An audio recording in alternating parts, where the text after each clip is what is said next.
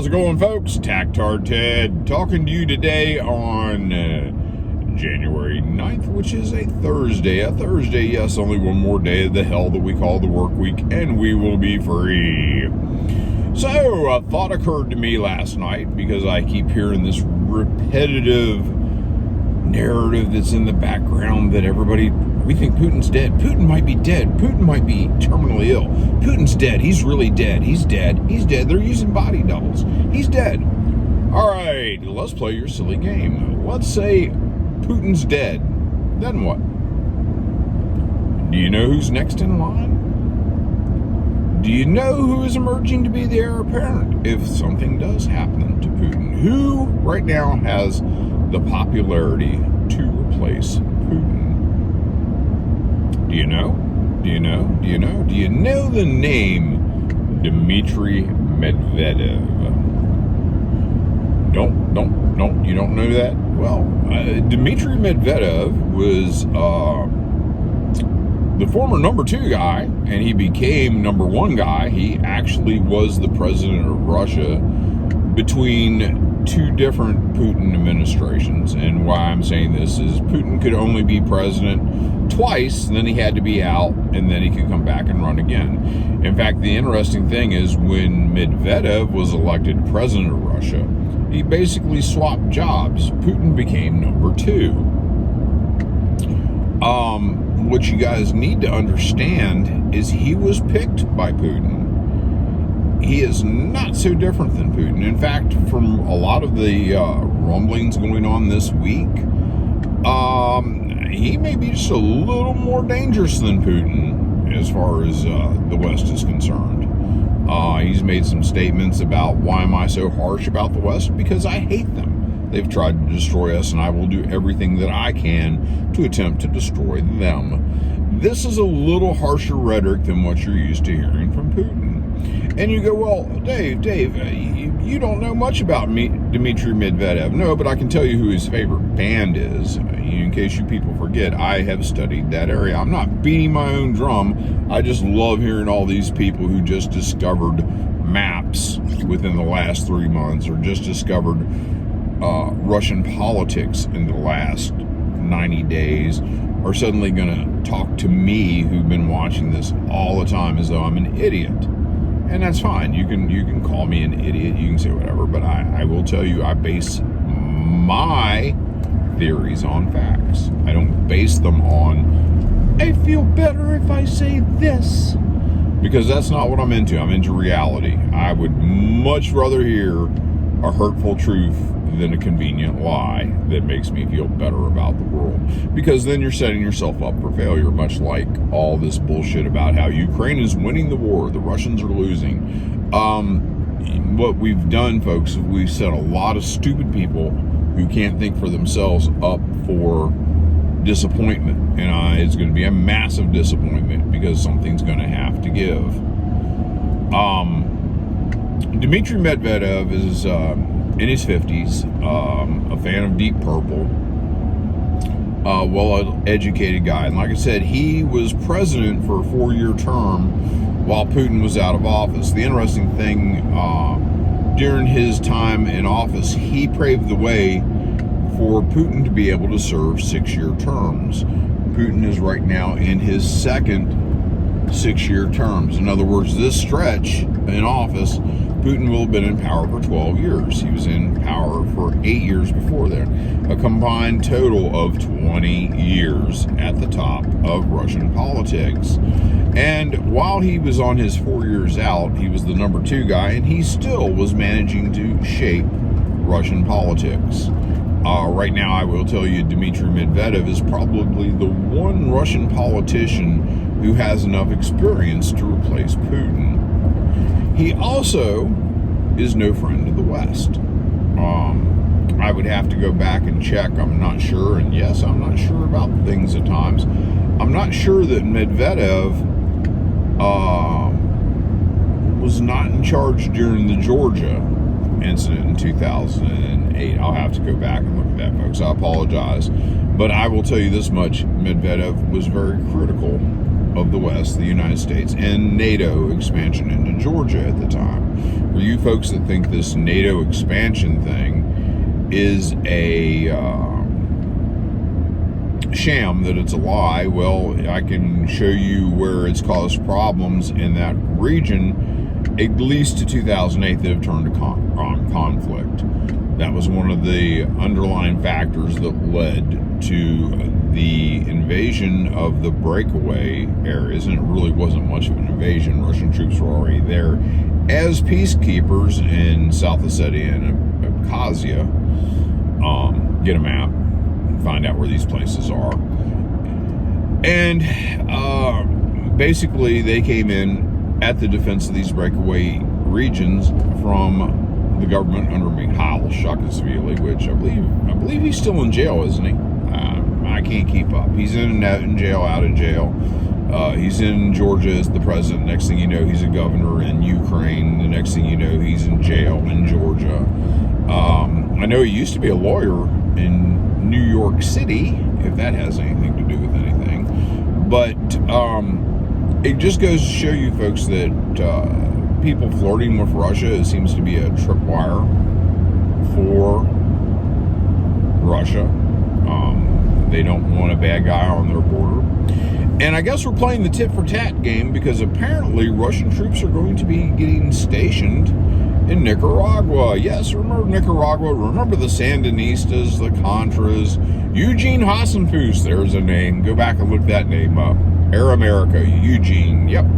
Look these names up, because there is a history in that region. And I imagine, as whatever agreement is between Russia and Nicaragua, that you are going to start hearing more and more and more about Nicaragua in the news. Daniel Ortega may be back out from underneath his rock. He was the head Sandinista back in the days of the problems we were having in Nicaragua. Honduras, beautiful place right next door, and we kept sending troops there to keep an eye on what was going on in Nicaragua. Now we're bringing the Cold War back, baby. Yes, we are. We're going to have issues in Nicaragua. We're going to have Russian advisors everywhere. And I don't see that we have a right to be upset. Oh, we're supposed to accept. We should be accepting of troops in Mexico, Russian troops in Mexico, because that's what we're expecting the Russians to do. Look, guys, liberty, justice, justice, is that just a word? Or is that something we're actually, as Americans, supposed to live by? I don't want foreign troops that may be hostile to me on our border. Do you? No, hell no. We risked nuclear war over that shit in the 60s. John Kennedy, the Cuban Missile Crisis. We risked nuclear annihilation, a nuclear war over that shit. And now we expect Russia to just, hey, we're going to put troops on your border. We're going to make the guy next to you a breeding ground for bases. And the biolabs, which aren't real until they had to admit they were real when the Russians started capturing documents and capturing actual weapons labs. And that's the big secret, is the Russians actually have weapons labs in their hands that used to be ours. So look at that underlying narrative for the monkeypox thing right now. That's going to be the next thing. We'll be blaming monkeypox on Vladimir Putin. But yeah, folks, I don't think that everyone quite grasps that this isn't just Putin. If you wave a magic wand, if for some reason we have this idea that if we wave a magic wand and we get rid of Vladimir Putin, that suddenly all of our problems are going to go away. They're not. In fact, things might get a little worse. My opinions of Dmitry Medvedev are actually kind of positive. Of course, my opinions of Putin are fairly positive. And it's sad that my opinions of a foreign leader are higher than they are of the current president of the United States, who can't walk up a flight of stairs without falling down and has issues making coherent statements in public. And I know a lot of people will say, "Oh, you're a bot. You're this. You're anti-American." No, I actually love this country. I actually serve this country. And I find it relatively humorous that there are folks out there that would like for me to shut up. They would love for me to abandon my freedom of speech for their comfort. I serve to protect and defend the Constitution of the United States of America, like all veterans. Well, guess what? I defended your right to tell me to shut up. And I have the right to say, no, I'm not going to shut up. I'm going to keep talking. I'm going to keep saying what I feel is reality. That's the way this works. I very rarely, if ever, tell anyone to shut up.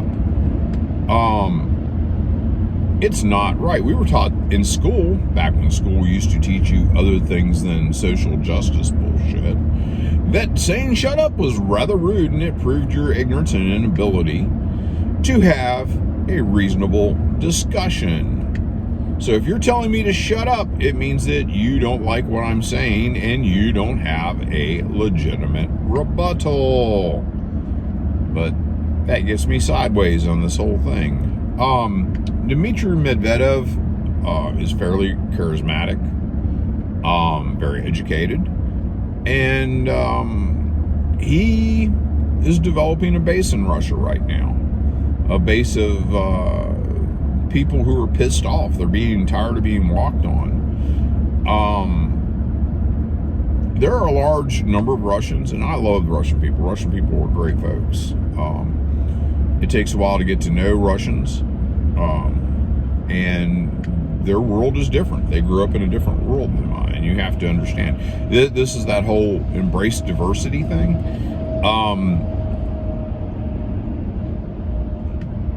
Being diverse means that you come from a different background. The Russians come from a different background, but we're not willing to accept their diversity. No. No, that's not the kind of diversity that we want. We want,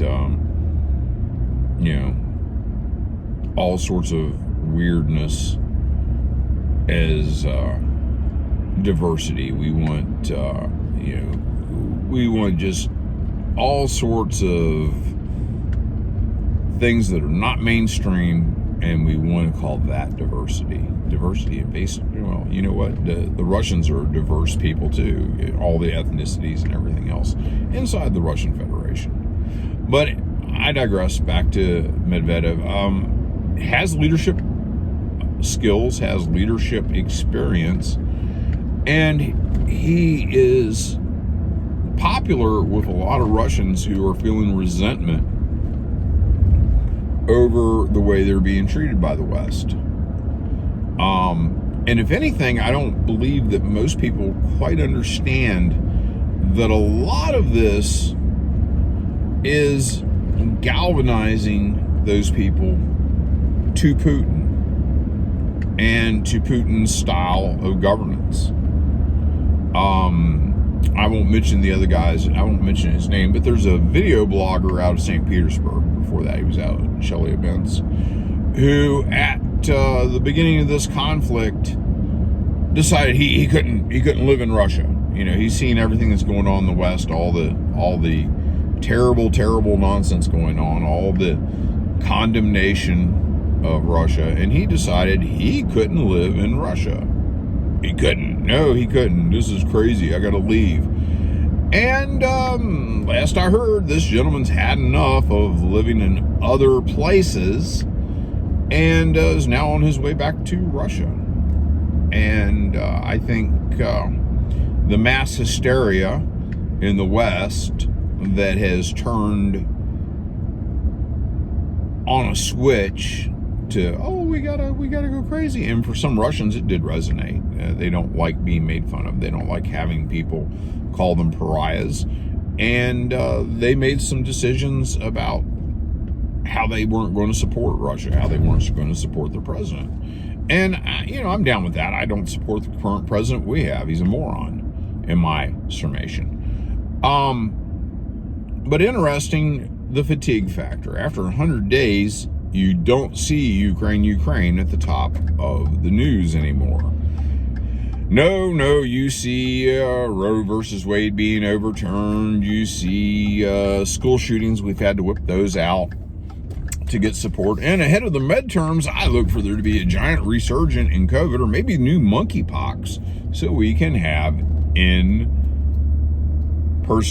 voting become a thing of the past. So it will always be mail-in voting, which I'm no problem with mail-in voting as long as I can have mail-order guns. Because if there's not going to be any fraudulent things going on by mail in voting, then I should be able to get my firearms by mail. Nobody would do anything fraudulent to get a firearm. Exposing these people's absurdities is kind of fun. But the fatigue factor is worn in, and a lot of these people who suddenly had a beef, Russians who had a beef with Russia, have softened, and they're like, no, maybe I need to look at this again. And that guy who's a blogger, he's just the latest exception. Saw videos recently on a gentleman's YouTube channel showing a grocery store in Omsk, one of my favorite towns in Russia. And they were showing this store shelves, and there happens to be 2-liter bottles of Coca-Cola. Yes, Coca-Cola. Remember, Coca-Cola was gonna quit working in Russia, and they apparently either didn't quit working in Russia or they've quietly reopened. And just like the sleight of hand that's going on with McDonald's, McDonald's has sold their businesses to a franchise owner. A little bit of confusion. There's going to be a new logo, and I think they're going to call the chain Our Place or something. But they're telling me the menu is not going to change. So basically, you're going to have a Big Mac by probably a different name. They're going to Russify the chain. And, poor Russians, they're now going to get all the trans fats and everything that we've been dealing with. We're going to help destroy Russia by promoting diabetes and bad food and obesity. But as the fatigue factor goes in, people just quit giving a shit.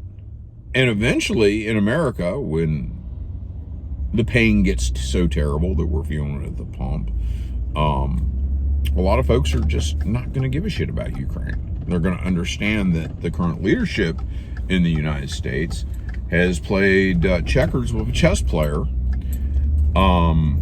A Russian government that understood how the sanctions work and understood how to flip it and make themselves less susceptible to the damage that we thought we could cause with sanctions.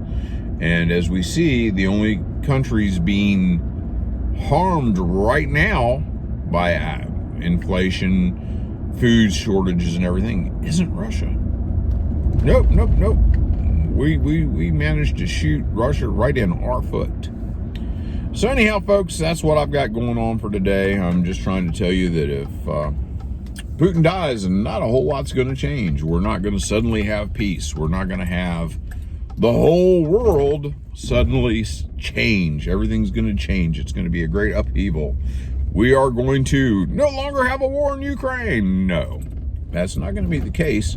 And the next guy you get may put his sights on Kiev, which I know a lot of you people don't believe, but this is just fine.